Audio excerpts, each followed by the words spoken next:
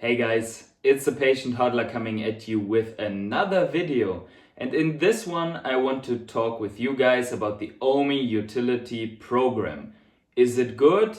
Is it bad? Well, let's discuss, and also let's try to highlight the most important factors for us as OMI investors.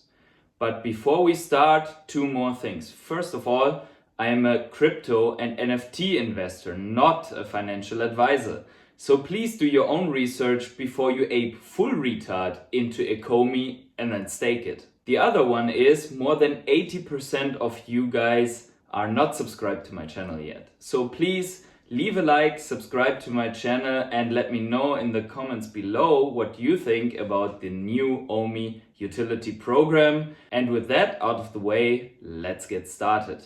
The basis for this video is the Ecomi Utility article that I will also link in the description, so go and read it for yourselves. I just want to mention that if you don't like the current version 1, this is a work in progress, an initial outline, and there's actually in the article a form where you can give feedback to the team. And we know that the Ecomi and Veve team is very open to feedback, but let's jump into the program already. The OMI Utility Program comprises of 3 tiers, starting off with tier 1, which allows you to stake $1,000 worth of OMI, and this for a period of 30 days. And here we already have one of the most important aspects in my opinion, because you are staking an amount of OMI that is worth $1,000 and not, for example, 100,000 OMI. If I understand it correctly, this would allow you to, for example, get into a higher tier just because of price movement. So let's say you're holding $1,000 worth of OMI and you can stake that for 30 days, and in that 30 days it goes 5x, then you could stake it for the other tiers as well. Every tier will give you a 3D badge and a profile badge. Also, all the features that are in a specific tier will be also included in the higher tier. So let's say you are staking for tier 1, everything that is in tier 1 will also be available in tier 2. Tier 1 will allow you to buy accessories with OMI that you are probably not eligible to buy if you are not at least staked in tier 1. So this is also interesting because according to how I understood the article, if you buy directly with OMI something from the Veve app, the fee will be a burn from the circulating supply. You will also be able to get the premium listing function that is also available in the Master Collector program. So it seems that there are some parallels to benefit also the people that have a lot of OMI tokens, but not that many collectibles, and people with more collectibles and not so many OMI tokens can achieve a part of the functionality through the Master Collector program. According to what is written in the article, we have 3 burn mechanics implemented that we can see already here. The first one is to unlock already staked OMI tokens, and that means you have staked, for example, $1,000 for the 30 days, and after 2 days you change your mind and you want to sell the tokens off. Therefore, you can unlock them before the time and pay a 10% fee on that, so you get 90% of what you have staked back, and the rest of the 10% will get burned.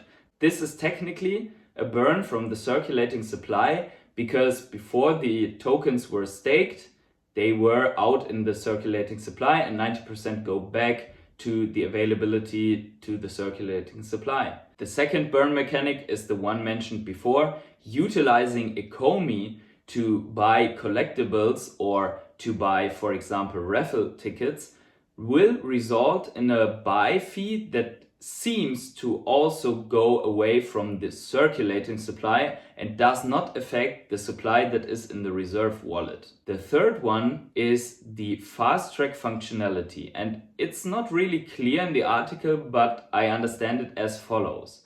You are able to start with tier 1 and stake a specific amount of Ecomi. And when you have passed that tier 1, you can move forward to tier 2, which could also mean that these tiers are released over time and it will not stop at tier 3. Maybe there will be more functionalities and more tiers. Because the fast track functionality allows you to finish the 30-day period, but not to unlock, but to complete the tier, and therefore burn 25% of what you have staked. As I understand it, it means I am a whale and I want to reach tier 3 as fast as possible. So I stake $1,000 and pay $250 fee to burn directly through tier 1. Whether it's possible to have several tiers active at the same time is not clear from the article, but also wouldn't make sense because you have the functionalities of tier 1 also available in tier 2. With tier 2, you have the option to participate in an OMI based drop raffle. And I understand it as the complementary system to the Master Collector program.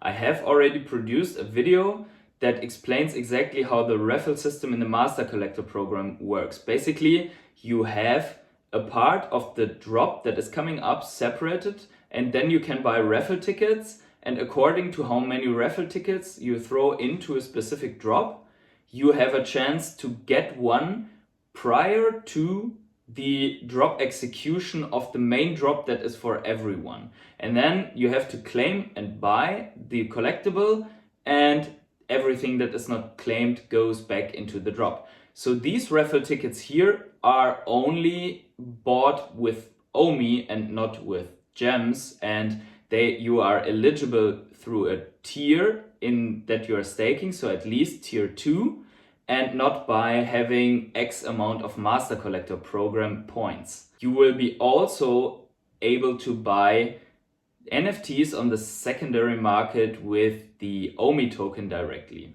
As a buyer like this, it seems that you have a 0.5% OMI fee that is being burned from the circulating supply, meaning that if you buy an NFT for 100 gems, you would burn 50 cents worth of Ecomi. In my opinion, that's not bad, and it's something that occurs hidden while we are doing our thing in the Veve app. The most interesting point, in my opinion, in this tier 2 is the burn NFT possibility. And we have seen this functionality also exists complementary in the Master Collector program, and it allows you to burn a collectible and get points out of it, which you then can leverage to get raffle tickets, for example, in a drop, and or have benefits from the Master Collector program. There might be some people that are sitting on larger amounts of collectibles and they have a drop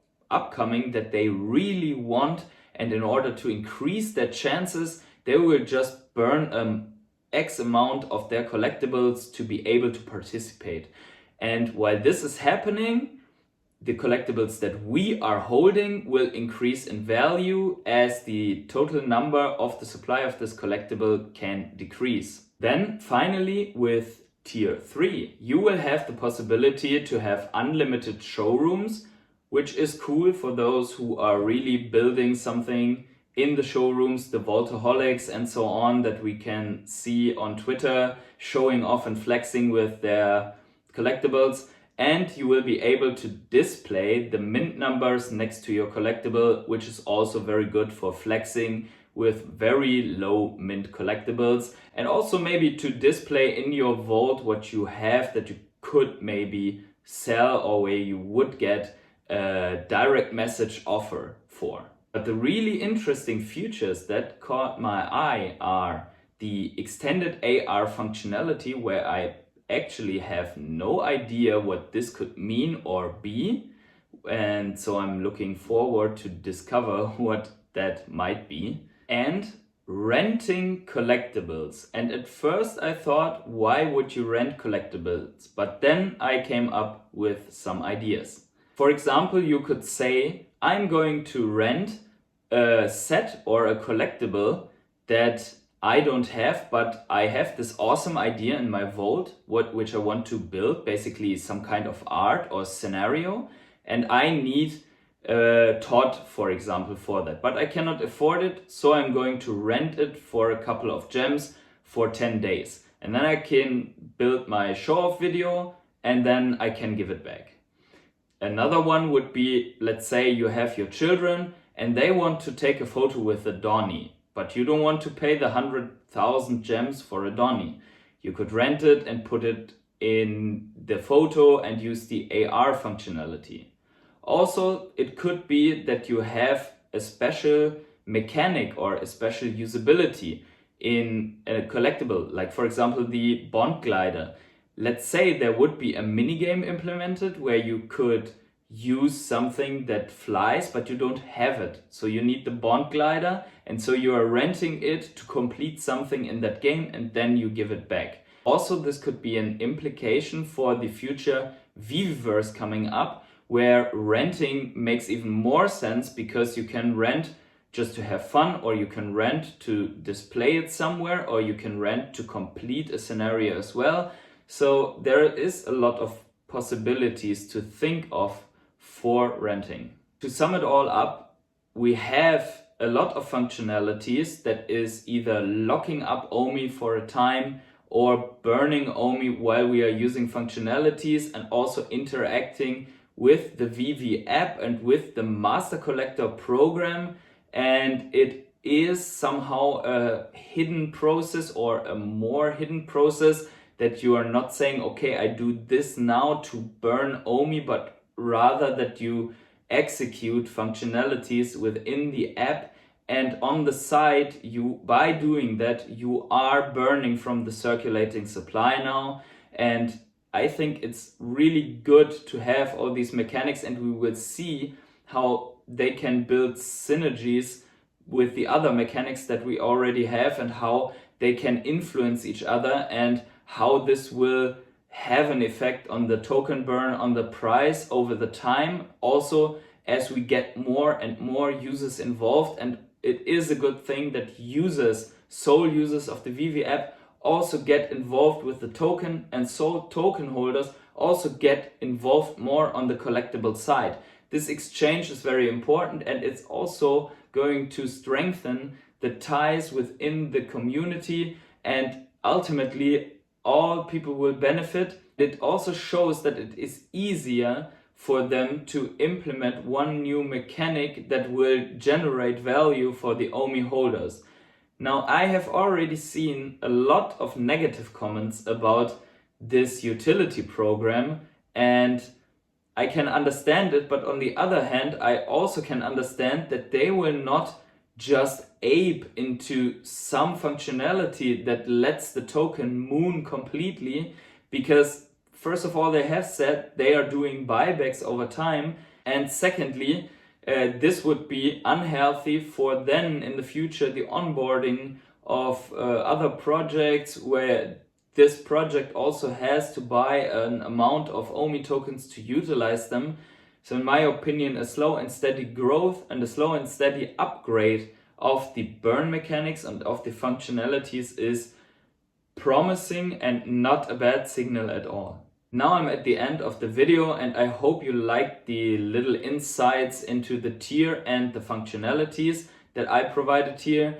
And please let me know what you think about the different mechanics and topics that I've covered here. And also, thank you very much for subscribing and for liking and for always coming back and commenting and supporting me.